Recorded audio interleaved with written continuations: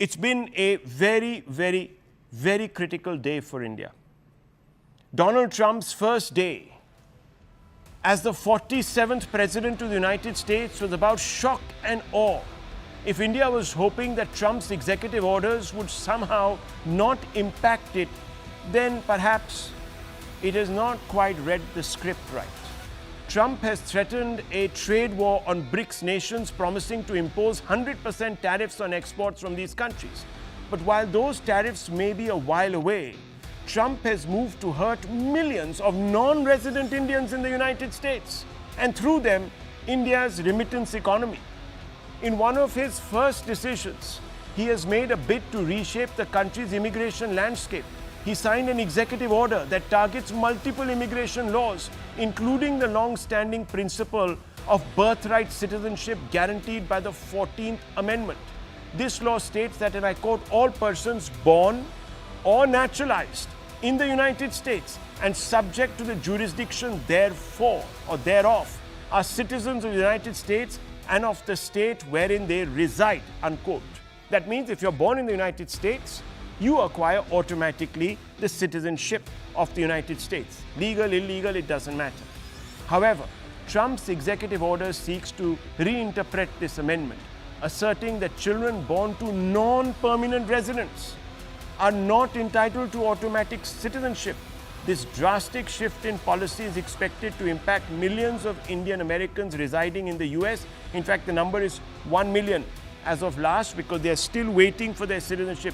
Many who have been waiting green cards for years or decades. Here a list of those who are facing the heat: undocumented illegal immigrants, holders of H-1B visas, holders of work visas like the L visa or the intra-company visa, holders of F or student visas. Viewers, let's open this up and ask some fundamental questions. Sushant Sareen of the ORF is here with us. Dr. Ranganathan also here with us. Sushant Sareen, first of all, how far is Trump going to go to hurt the interests, let's say, of a strategic ally like India? And what is the leverage we have?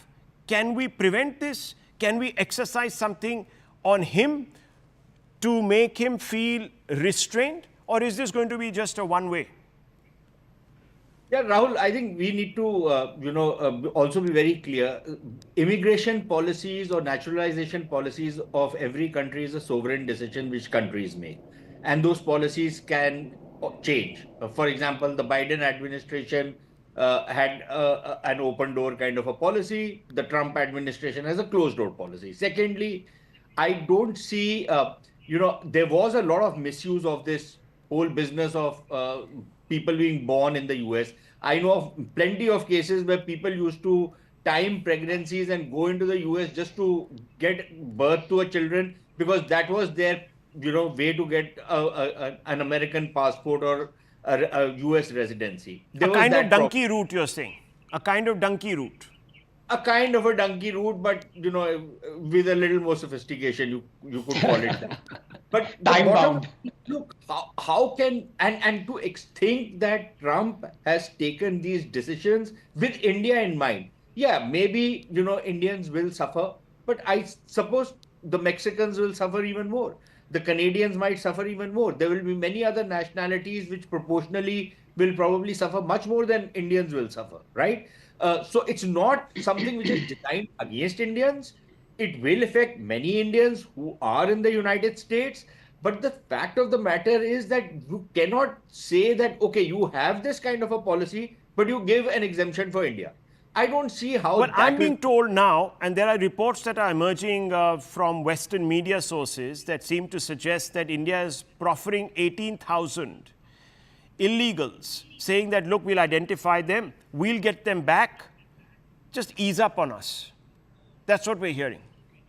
Look, one second. I think it's the duty, or it has to be the duty of every country, that if there are illegal immigrants who have gone from India, and if they are being deported back to India, I don't see how we can say we are not going to take these guys back. That has also been the practice.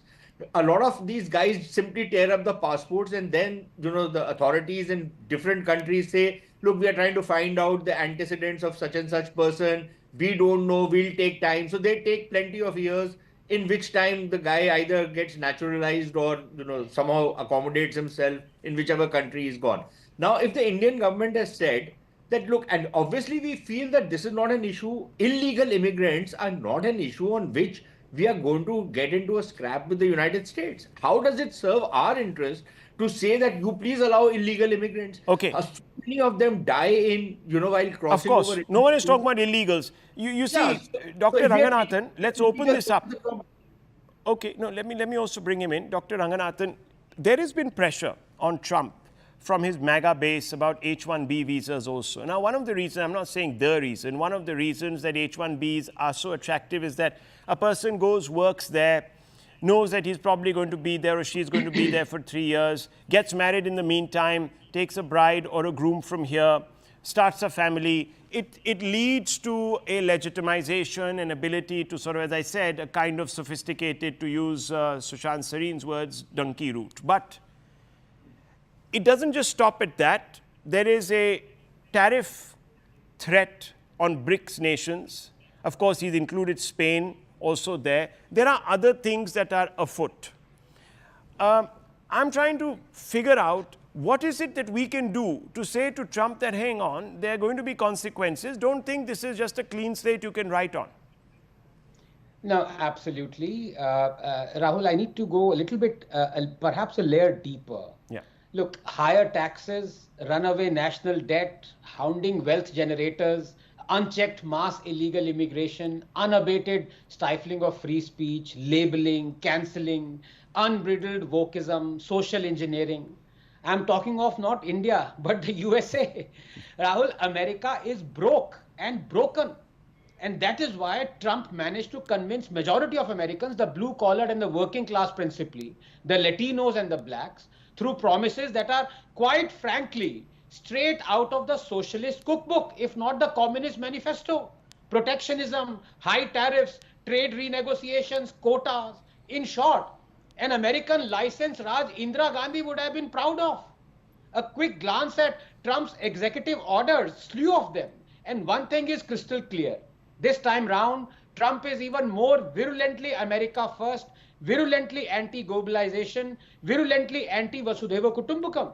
He is choosing tariffs over talent, and therefore, although in the short run this might help America, because through protectionism and high tariffs and quotas, Trump will create more jobs for Americans, more domestic growth and setting up of factories and lower imports. In the long run, protectionism and high tariffs result in what they've always resulted in: a socialist trap that ultimately destroys a country's economy through less choice for consumers, outdated technology, increasing friction with other countries, and higher prices because of lack of competition and rule of monopoly. Remember Ambassador cars and Campa Cola?